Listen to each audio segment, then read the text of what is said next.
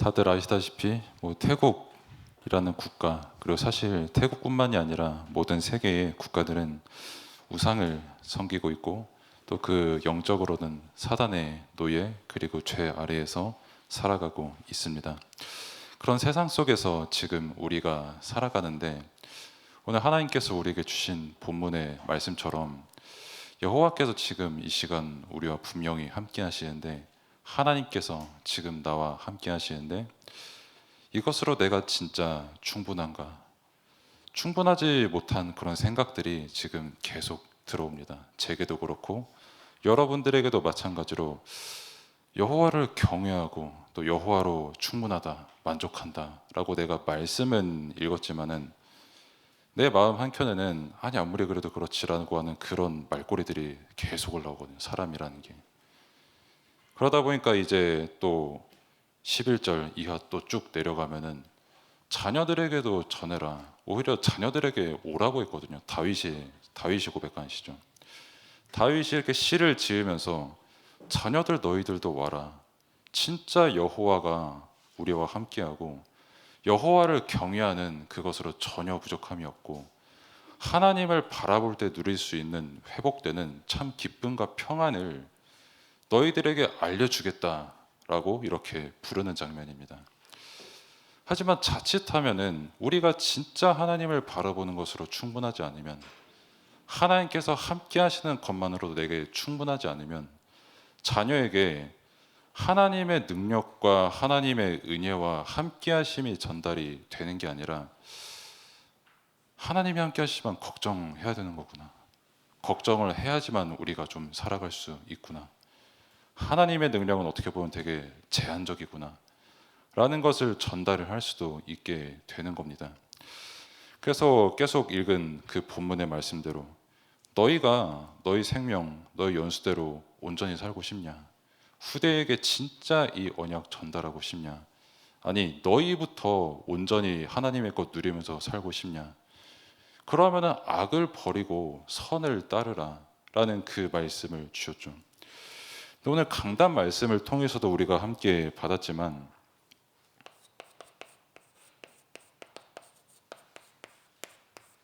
우리 힘으로 그게 안 됩니다.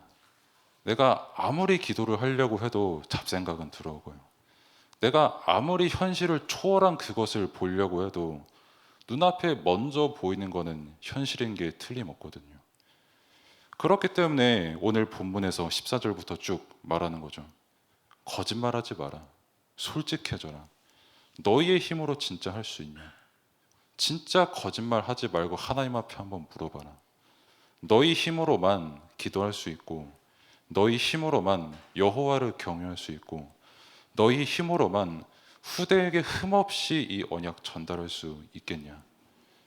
그러면은 지금 이 시간 너희가 해야 될 거는 뭐냐라고 했을 때, 그래서 15절에 부르짖으라는 겁니다. 즉 기도하라는 겁니다. 우리 힘으로 못합니다. 하나님, 우리가 어떻게 완벽해져서 저 렘넌트들에게도, 그리고 우리 자신에게도 이 흠없는 말씀 전달하고 누리게 합니까? 저는 못합니다. 그러니까 지금 이 시간 기도하라는 겁니다. 말씀이 믿어지고, 말씀이 내게 은혜가 되고, 말씀을 통해서 하나님의 뜻이 깨달아지도록 기도하라는 겁니다. 내 힘으로 하나님 말씀 깨닫는 게 아니라 하나님께서 은혜를 주셔야 우리가 깨달을 수 있는 거기 때문에, 오늘 우리가 받은 말씀처럼 그 시간표가 임해야 우리가 말씀을 깨닫는 거기 때문에, 그래서 부르짖으라는 겁니다. 그 사모하는 마음, 부르짖는 마음으로 말씀을 받는 은혜의 시간 되기를 축복합니다. 그래서 오늘 말씀이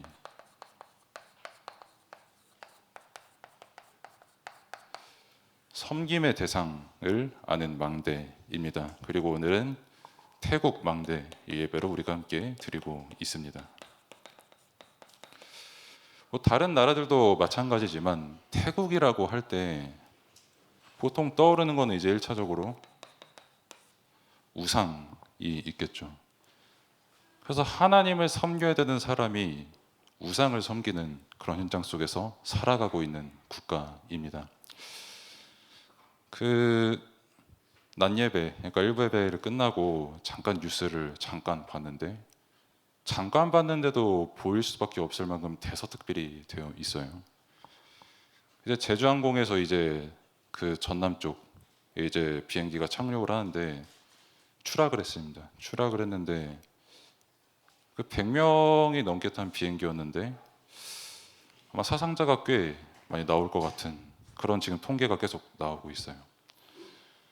그러니까 당연히 저도 그렇고 마찬가지로 진짜 그리스도 안에서 그분들을 위해서 기도하고 평안이 임하도록 기도해야 되는 시간표인데 또 한 가지는 그 비행기가 어디서 날아온 비행기냐라고 했을 때 태국에서 날아온 비행기더라고요. 또 보니까 그 우상 현장에서 이제 한국에 있다가 그 우상 현장에 볼 것 다 보고 아 이제 집에 가야지 하는 비행기일 수도 있고요. 아니면은 반대로 이제 아 이 우상 국가에 있다가 한국에서 뭘 또 새롭게 배워야지, 뭘 또 새롭게 봐야지 하는 그 기대를 가지고 보통 비행기를 탑니다. 근데 본인들이 비행기에 어떤 그런 사고를 당할 거라고 생각을 하는 사람은 아마 없었을 거예요. 그 사고 만나는 확률이 굉장히 낮거든요. 아무튼 그런 일이 지금 실시간으로 일어나고 있고 우리는 그 사고를 만난 국가를 향해서 기도하고 예배하고 말씀 보고 있습니다.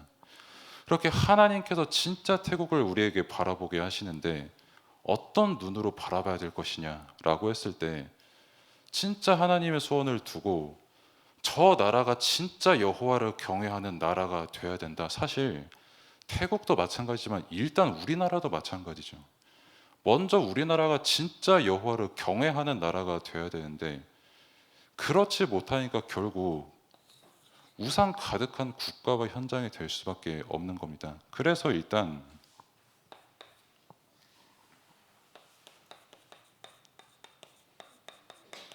하나님의 뜻이 아니라 내 주장밖에 할 수가 없는 그런 영적 상태 속에 있거든요. 빌립보서 3장 19절의 말씀처럼 그들의 마침이 뭐냐? 뭐 그들의 뭐 시작도 그렇고 아까 강단 말씀 주신 것처럼 죽을 때 잘 죽고 멋있게 죽어야 되거든요. 근데 그들의 마침표가 뭐냐? 시작도 쾌락이고 끝도 쾌락입니다. 그들의 마침, 그들의 먹고 마시는 그 배, 그리고 쾌락, 노는 거, 즐기는 거. 시작도 그걸로 하고 그들의 마침까지 그걸로 하다가 가는 그런 인생을 살 수밖에 없는 게 그들의 영적 근본, 영적 상태입니다. 근데 그 영적 상태 속에서 할 수 있는 게 눈에 보이는 것밖에 없기 때문에 그래서 자기 주장을 계속할 수밖에 없는 거예요. 내 생각이 맞아. 내 뜻 들어줘야지. 내 소원 들어줘야지. 국가를 향해서도 그렇고 가정을 향해서도 그렇고 어느 현장을 가도 정답은 다 자기 주장이라고 하거든요. 그 속에 있는 하나님의 뜻, 내가 가지고 있는 복음의 가치, 그리고 불신자라 하더라도 자기가 받은 은혜는 셀 수 없이 많거든요. 근데 그거 다 잊어버리고 오늘 내가 내 배를 채울 수 있는 거, 내 인생 마침표까지 나는 조금이라도 더 내 배를 불리겠다라고 하는 그 자기 주장 속에서 다 살아가고 있습니다. 우상 아래서. 그리고 왜 그러면은 그들이 우상을 섬길 수밖에 없습니까? 라고 하면은 영적인 근본을 모르고 놓쳤기 때문에 사탄을 섬길 수밖에 없고 우상을 섬길 수밖에 없는 거예요. 그 로마서 1장의 말씀처럼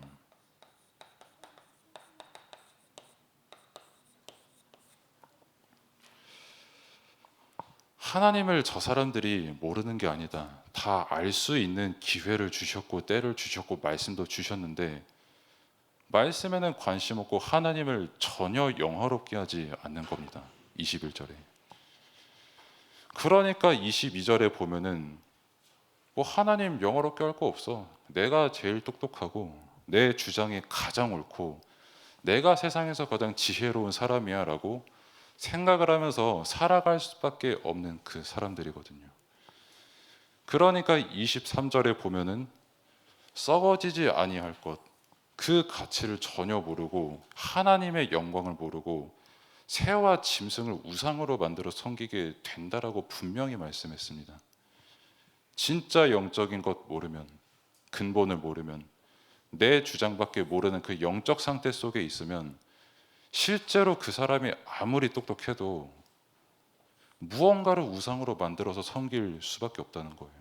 그리고 그 우상이 가득한 국가가 지금 태국이라는 겁니다.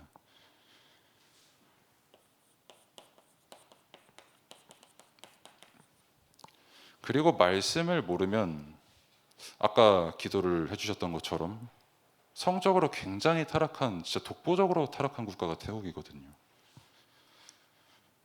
그 로마서 1장 23절 이후에 또 같은 장에 24절을 보면은 하나님께서 그들의 마음을 내버려 두거든요. 그럼 가장 먼저 빠지는 게 그들의 정욕대로 빠지게 됩니다. 그러면은 당장 뭐가 파괴되냐면 질서가 파괴됩니다. 하나님은 사랑의 하나님이시면서 동시에 그 사랑을 이루시는 질서의 하나님, 공의의 하나님이시거든요. 하나님이 없는 현장이기 때문에 사랑도 없고 사랑이 뭔지도 모르고, 그러다 보니까 자연스럽게 질서가 파괴가 될 수밖에 없는 게 인간의 현장이고 특히 태국의 현장이라는 거죠. 얼마만큼 성적으로 타락을 했냐라고 했을 때 뭐 여러 가지 많은 게 있겠습니다만은, 보통 우리나라 특히 학교를 가면은 감사하게도 화장실이 두 개가 있습니다. 이제 남자 화장실이 있고 그리고 이제 여자 화장실 이렇게 있죠. 근데 태국의 대다수의 학교들은 화장실이 세 개입니다. 남자 화장실이 있고 여자 화장실이 있고 그리고 이제 트랜스젠더 화장실 전용이 있어요. 뭐 우리야, 뭐 저희야 이제 트랜스젠더 갑자기 생각만 해도 끔찍하지 않습니까? 제가 갑자기 다음 주에 치마 입고 오면 제가 얼마나 끔찍해요. 생각하지 마시고 그거 얼마나 끔찍합니까? 그게 생각 안 하시는 거를 꼭 부탁드립니다. 뭐 아무튼 성 정체성이 무너지고, 근데 그 국가는 애초에 국가 건립 자체가 불교가 같이 가는 국가였거든요. 상자 불교가 같이 있었고 상자 불교와 함께 국가가 건립이 됐고, 그리고 이제 그 불교가 불교 아래 이제 법까지 이제 만들어진 그런 국가였죠. 그러다 보니까 이제 뭐 트랜스젠더가 있다, 관용을 베풀어라, 존중해줘라. 저게 저 사람의 취향인데 어떡하겠니? 저게 저 사람의 성 정체성인데 어떡하겠니? 너가 무슨 자격으로 저 사람을 비난을 하냐? 오히려 저 사람에게 선을 베풀고 저 사람이 어떤 하고 있는 그 업 도와주고 함께 존중하고 함께 평화를 누리면서 가자라고 하는 그 교리 아래 있거든요. 얼마나 훌륭하고 멋있는 말입니까? 그 불교 아래. 근데 실제 성적으로 뭐 산업도 그렇고 트랜스젠더 뭐 말할 것도 없고요. 그리고 이 예배를 드리고 한 달이 지나면 태국에는 이제 동성 결혼이 합법화가 됩니다. 그러니까 남자와 남자가 결혼을 할 수가 있고 또 여자와 여자가 결혼을 할 수가 있는 거예요. 근데 이것도 크게 놀랍지 않은 일은 제 와이프가 지금 현재 다니고 있는 학교 현장에서도 여자와 여자의 그 결혼한 부부가 있거든요. 그 자녀도 있고. 그런 세계 현장을 지금 우리가 살아가고 있고, 사람들은 자신이 지혜롭다 하면서 우상을 섬기는데 그게 이상하다고 느끼지도 못하고 그게 되게 당연하고 오히려 다양성을 존중해 주는 것처럼 그렇게 느끼고 있거든요.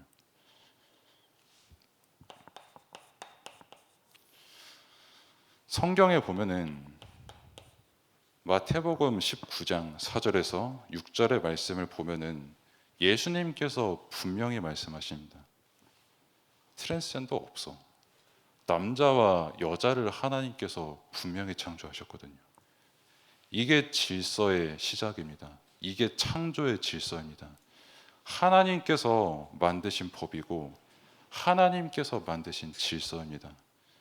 그리고 이제 5절에 보면은 결혼에 관해서 예수님께서 말씀을 주십니다.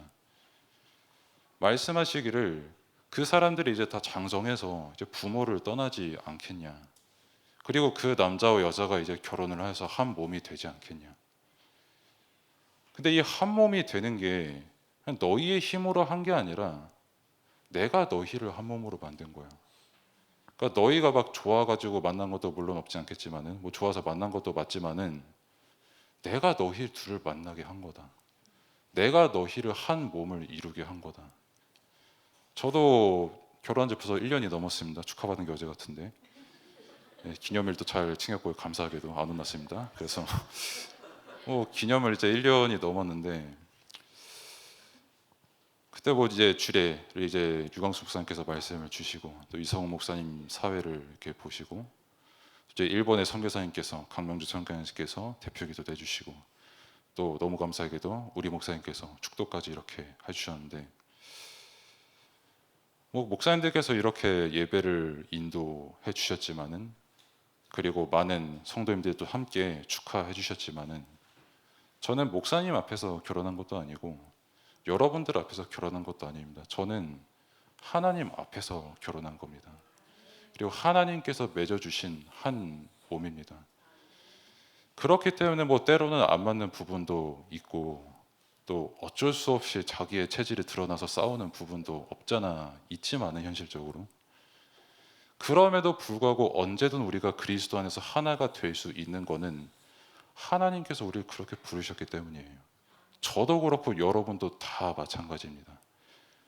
그래서 저는 지금도 이제 목사님께 배우고 있거든요. 뭐 결혼도 배우고 있고, 뭐 이제 천국 한송 예배도 따라가서 같이 배우고 있고, 그리고 이제 한 번씩 저도 시간이 될 때 이제 신방 예배도 따라가서 저렇게 말씀하시고 기도하시는구나 또 배우고 있고, 특별히 요즘은 이제 행정을 배우고 있는데, 행정이 딱 저는 할 때마다 두 가지 느끼거든요. 와, 진짜 내가 너무 죄송하다. 번호를 3956이라고 하는데 3965 이렇게 하면은 얼마나 섭섭하시겠어요 저한테. 근데 내가 볼 때는 분명 숫자 맞게 쳤는데 아니구나 하고 죄송합니다 이러고, 한편으로는 더 내가 기도 안에서 섬겨야겠다라는 늘 갱신을 하고, 특히 결혼을 많이 배웁니다. 목사님께서 이렇게 짝이 될 이렇게 부부를 부르시고 말씀을 주시고 언약을 주시고 하는 그 부분들을 보면서 딱 이 문화, 동성 결혼 문화를 보니까요,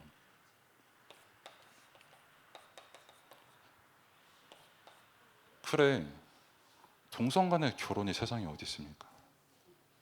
진짜 제가 목사님 보면서도 배우고 또 성경 보면서 결론이 낸 게, 언젠가 저도 주례를 할 수 있게 하나님께서 허락을 하시면, 근데 예를 들면 갑자기 남자 두 명이 찾아와가지고 우리 주례 좀 해주세요라고 하면은 옛기놈 하면서 막 이렇게 탁탁 칠 수가 없잖아요. 제가 심정은 그렇겠지만, 그럴 때 나는 어떻게 할까라고 했을 때 저는 단언할 겁니다. 성경에 동성 결혼이라는 단어도 없고 그런 개념도 없어. 분명히 남녀를 하나님께서 만드시고 분명히 하나님께서 맺으신 한 짝이고 한 몸이다. 그걸 보고 결혼이라고 한다. 하나님께서 인도하시는 결혼이다.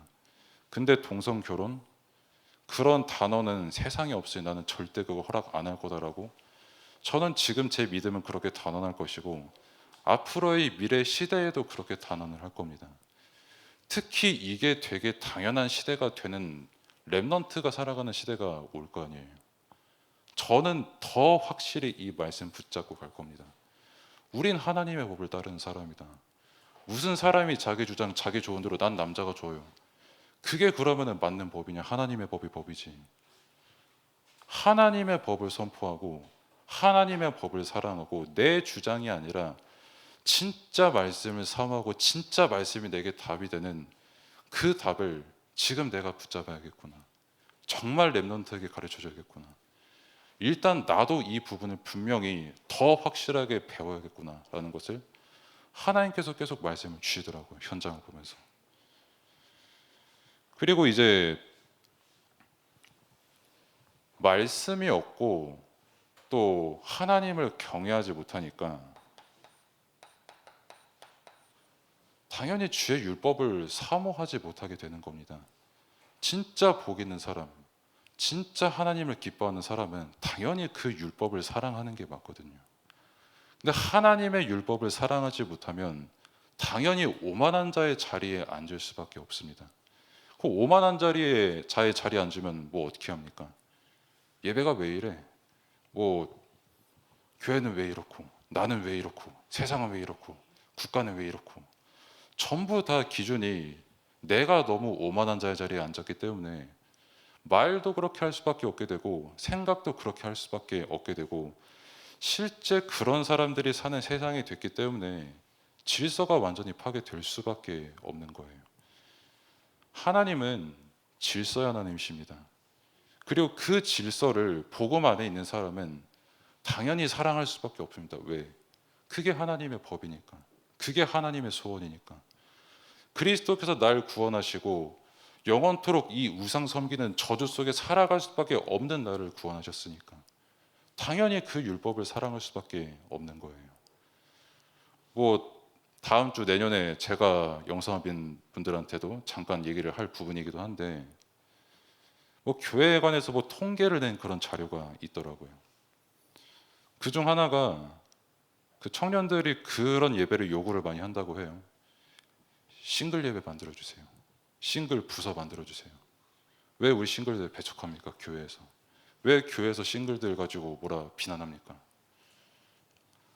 나는 그때도 말할 거고 오늘도 말씀드립니다만은, 예배에 무슨 싱글이고 커플이 어디 있습니까? 우린 그냥 그리스도인으로서 예배드리는 거지. 하나님의 자녀로서 예배드리는 거지. 형, 지 생각에 자기 주장에 내가 이게 옳으니까 이런 예배 만들어야 돼. 저런 예배 만들어야 돼. 여호와를 경외하는 것만으로도 충분하고 만족하고 기뻐야 되는데 기쁘지가 않으니까 하나씩 자기 주장에 계속 들어가는 겁니다. 그러니까 질서가 완전 파괴되는 거예요. 하나님께서 주시는 질서가. 그래서 진짜 태국 현장, 저 우상 현장, 성적인 질서가 완전히 파괴되고 또 그것이 더욱더 심화되어가는 현장. 트랜스젠더가 아주 갑부 남자 만나가지고 결혼한 거를 나도 저렇게 되려고 하는 최고의 롤모델이 있는 그 현장. 그 현장 바라면서 우리가 무슨 답 줘야겠습니까? 네가 남자가 되든 여자가 되든 뭐 제3의 성이 되든 그게 널 구원하냐? 그게 진짜 네 근본의 답이 되냐? 네가 남자로 태어났으면 남자로 태어나게 하신 그 하나님의 뜻과 그 어떤 어려움을 만나도 바라보기만 해도 충분하고 너무 기쁠 만큼 그 복음의 능력과 내용을 우리는 계속 증거해야 되는 겁니다. 계속 그거 붙잡고 그 국가 두고 기도해야 되는 겁니다. 그러니까 우리나라도 지금 마찬가지입니다. 사람이 지금 뭘 섬기고 있냐면 사람이 사람을 섬기는 그런 세상이 왔거든요. 그러니까 내 주장 가지고 살아가는데 우리가 옳다라고 생각하는데, 내가 볼 때 저 사람은 굉장히 훌륭하다, 멋있다, 아주 생각이 올바른 사람이다 라고 막 그 사람을 막 이렇게 울고 있습니다. 자기 생각이 틀린지 맞는지는 관심도 없고. 그게 너무 여실히 잘 드러나는 게 지금 우리나라죠. 다 내 생각이 옳습니다. 그냥 편향된 뉴스만 보고 내 생각이 옳고, 저 사람은 완벽할 거야 라고 막연히 우상처럼 생각을 해버리고, 저 사람은 틀렸어 하고 끌어내려 하고 막 그렇게 하는 그런 세상이 되어버렸고, 사람이 사람을 섬기는 세상이 됐거든요. 근데 또 사람이 사람을 섬기고 질투할 수밖에 없는 그런 상태거든요. 왜냐? 아까도 말씀드렸고 강단에서도 말씀을 받았지만은 영적인 것 하나도 모르니까, 눈에 보이는 건 육신밖에 없으니까 사람이 당장에 사람을 우상화시킬 수밖에 없는 겁니다. 그러면은 저는 질투 안 하니까 질투 굉장히 많이 하거든요. 특히 외적으로 질투하는 포인트가 딱 하나가 있는데, 저는 저보다 키가 커도 잘생겨도 뭐 몸이 좋아도 멋있다, 뭐 잘생겼다, 뭐 이쁘네 하면은 했지 그냥 아무 생각이 없거든요. 근데 딱 하나가, 나보다 키 큰데 나보다 머리 작은 사람 정말 너무 싫거든요. 언제 그 상처가 확 드러났냐면, 이제 그 남자분들은 다들 아시겠지만은 이제 훈련병으로 훈련 열심히 받다 보면은 그 가유교 기간이 지나고 일주일 뒤에 그 전투복을 배급을 합니다. 전투복 배급을 하면서 그 모자를 신거든요. 이제 전투모가 이제 55부터 시작을 하는 걸로 제가 기억을 하는데 저를 보고 50원 쳐다보지도 않고 딱 57부터 딱 씌워보고 그 행정병이 57 딱 씌우고 당연히 안 들어가죠. 57. 그 작은 게 어떻게 들어갑니까 제 머리에.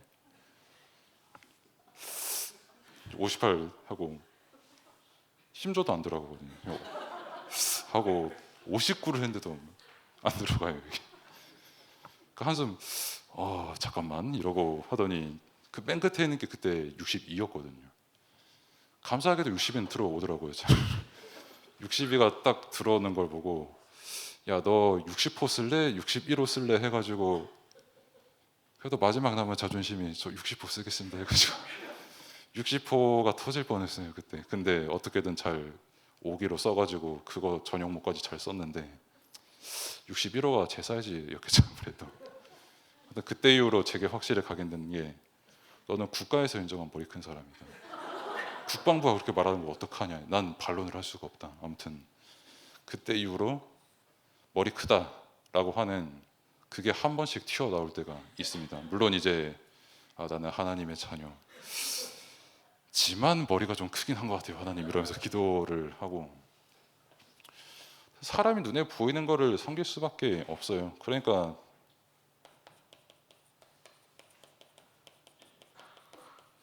왜 그러냐면은 이게 불공평하거든요. 이게 내가 저 사람과 비교를 하니 너무 불공평하고 또 어떤 내 지식이나 배경이나 저 사람이랑 비교하니 너무 불공평하고 그러니까 자연스럽게 그래도 내가 돈을 가지면 그래도 내가 물질을 좀 가지면 그럼 더 나아지지 않을까? 실제 이것 때문에 트랜스젠더가 많다는 분석도 많습니다. 내가 트랜스젠더가 되면은 내 성 정체성을 포기하면은 더 많은 돈을 가질 수 있지 않을까?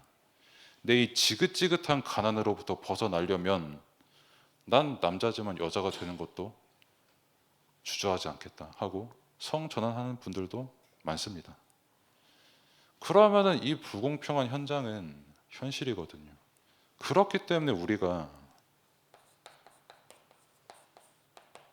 말씀을 기억을 해야 되는 겁니다. 잠언 16장 11절에 보면은 그 저울 있지 않습니까? 저울 이렇게 생긴 저울 맞나요? 여기 저울입니다. 예. 저울인데 하나 있어야 되는구나. 제가 문과라서 죄송합니다. 네, 아무튼 저울인데 이 저울을 만드신 게 누구냐? 하나님 아니냐? 그러면은 공평하다 불공평하다 네가 좋다 나쁘다 그 법을 만드신 게 누구냐? 하나님 아니시냐? 근데 너 스스로 지혜롭다고 하고 너 스스로 법을 만들려고 하니까 그러니까 불공평하다고 하는 거 아니겠냐? 라고 솔로몬이 그렇게 말씀을 전한 거죠. 그 불공평한 세상 속에서 사실상 아무리 지혜롭고 아무리 똑똑하고 나는 뭐 그냥 사람을 섬기는 것 같고 돈을 섬기는 것 같지만 그 영적 상태는 지금도 마귀를 섬기고 있습니다. 처음부터 마귀를 섬겼고 죽을 때까지 마귀 섬기고 죽어서도 평생 그 고통 속에 살 수밖에 없는 게 그 사람의 영적 상태예요. 그렇게 사람들이 이렇게 섬기고 있는데 말씀에서 말하는 우리의 진짜 섬김의 대상 누구냐? 성경 66권이 말하는 우리의 진짜 섬김의 대상이 누구냐?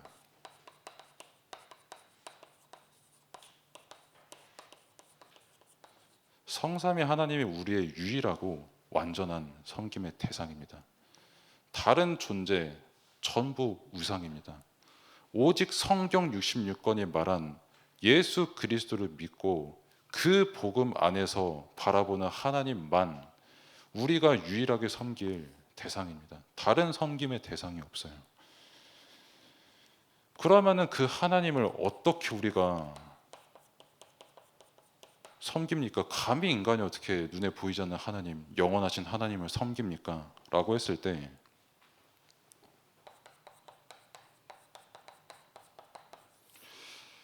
데살로니가 1장 9절의 말씀처럼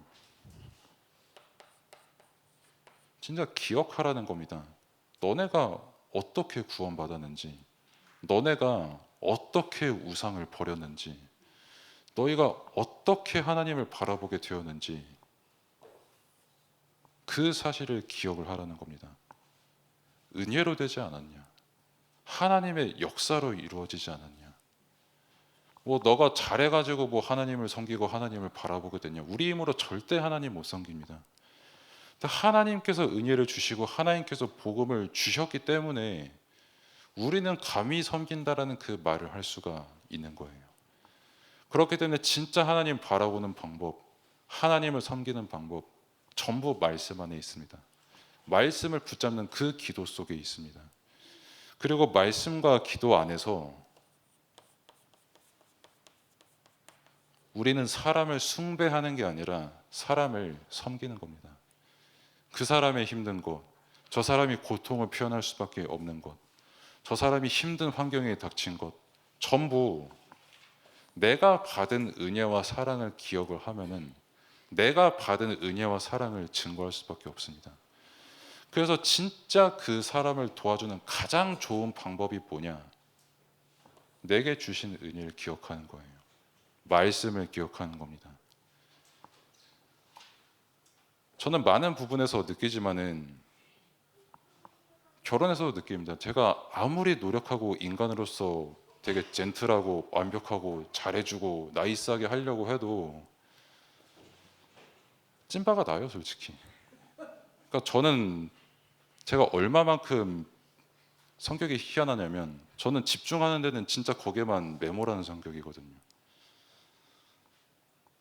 그러니까 실험을 한 건지 아니면 뭔지 모르겠는데 그 이제 신발장 앞에 뭐 박스가 하나 놓여 있으면은 저는 그거 일주일 동안 저도 모릅니다. 저는 그러니까 저를 되게 기이한 생명체처럼 보더라고요.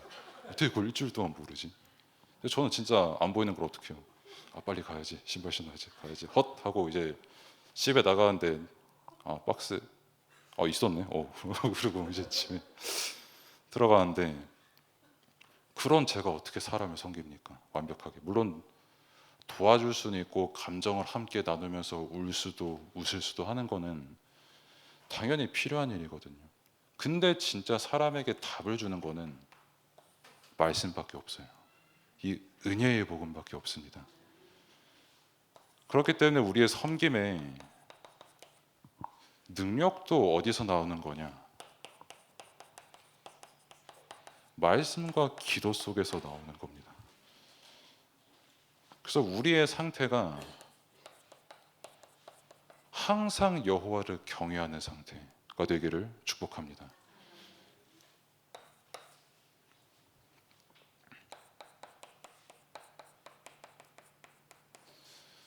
그리고 사람을 섬길 수 있는 능력, 또 현장을 섬길 수 있는 능력은 진짜 선한 것이 무엇인지 분별하게 하시는 성령의 역사를 따라서 우리가 섬길 수가 있는 거거든요. 잘 아시는 로마서 16장 19절의 말씀처럼 사실 사람이 사람이랑 얘기하는데 정답은 없습니다. 왜냐하면 이 말도 맞고 저 말도 맞거든요. 저분도 당연히 내게 정답을 말씀하시는 거고 저분도 당연히 되게 정답을 말씀하신 거거든요. 그러면은 저는 당연히 흔들리겠죠. 나 뭐라고 말해야 되지? 라고 생각을 할 수가 있거든요. 그때 성령께서 깨닫게 하시는 겁니다. 진짜 선한 게 뭔지 분별해라. 근데 네 능력으로 그 말을 분별할 수 있는 능력, 저분에게 더 도와줄 수 있는 능력, 너에게 없으니까 성령께서 그 진짜 선한 게 무엇인지 깨닫게 하신다. 그러니까 부르짖어라 하나님께. 솔직히 인정해라. 너 자신도 스스로 섬길 수 없고 다른 사람도 섬길 수 없음을. 근데 성령께서 함께 하시기 때문에 은혜가 함께 하시기 때문에 그 은혜 속에서 내가 저분을 섬길 수 있음을.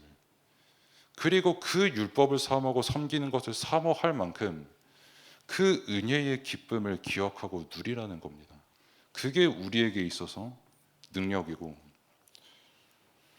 이 섬김의 능력 중의 능력은 믿음입니다. 간혹 이제 내가 어떤 분을 섬긴다라고 했을 때 내 능력으로 조금 이렇게 힘을 주면은 사람을 바꿀 수 있다. 부서를 바꿀 수 있고 기관을 바꿀 수 있다라고 생각을 할 수 있지만 그 생각과 비교도 할 수 없는 능력은 하나님이 하시는 것을 믿는 겁니다. 분명히 하나님 함께 하시고 한 영혼과 함께 하시고 나와 함께 하십니다. 우리와 함께 하십니다. 그 사실을 진짜 믿는 사람을 통해서 하나님께서 일을 하시는 것이고 가문과 지역과 세계복음화를 하시는 겁니다. 그래서 이 말씀, 내 생각과 내 생각 주장 무조건 맞다 이전에 정답은 진짜 말씀이다. 말씀 없는 내 생각은 결국 질서를 파괴할 수밖에 없고 근본을 놓칠 수밖에 없다. 저 똑똑하다고 하는 사람들이 동성애 좋다고 하는데 그 세상이 지금 얼마만큼 타락하고 있냐. 말씀을 통해 우리 답을 찾는 겁니다. 말씀만이 우리의 능력이고 살아계신 하나님께서 지금 이 시간도 우리의 영혼과 생각 모든 마음속에 이 말씀에 충만케 하시는 겁니다. 이 은혜 충만한 예배 시간 되기를 원합니다. 그래서 결론은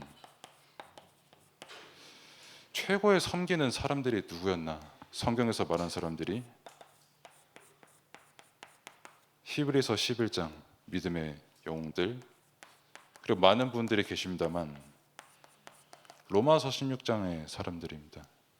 그리고 더 중요한 거는 이분들에게 역사하셨던 성삼위 하나님께서 지금 이 시간 우리에게 동일하게 역사하십니다. 그래서 진짜 최고의 섬길 수 있는 사람 우리고 우리 교회입니다. 그렇기 때문에 언제든 우리가 섬기는 거는 하나님이 보실 때 영원한 작품이 남는 것이고 우리의 능력이 부족하지만 전혀 부족하지 않은 하나님께서 지금 이 시간 우리와 함께하기 때문에 그래서 우리는 우리가 받은 은혜 기억하고 누리면 되는 겁니다. 이 말씀과 이 능력에 충만한 예배 시간 되기를 기도합니다. 기도하겠습니다. 하나님 감사합니다. 우리와 함께 하시고 또 특별히 우리가 섬길 대상이 누구인지 말씀을 통해 확인케 하심에 감사를 드립니다. 눈에 보이는 것 그리고 보이지 않는 흑암에 속는 것이 아니라 성삼위 하나님께서 지금 이 시간 우리와 함께 하시는 그 사실만으로 우리가 기쁨에 충만하고 은혜와 믿음에 충만한 시간 될 수 있도록 하나님께서 인도하여 주옵소서. 예수 그리스도의 이름으로 기도드립니다. 아멘. 이제는 우리를 구원하신 우리 구주 예수 그리스도의 은혜와 하나님의 무한하신 사랑하심과 성령님의 내주 인도 역사 충만하심이 평생토록 영원토록 하나님을 경외하고 하나님을 섬길 모든 성도들 머리 위에 또 그 현장 위에 이제로부터 영원까지 항상 함께 있을지어다. 아멘.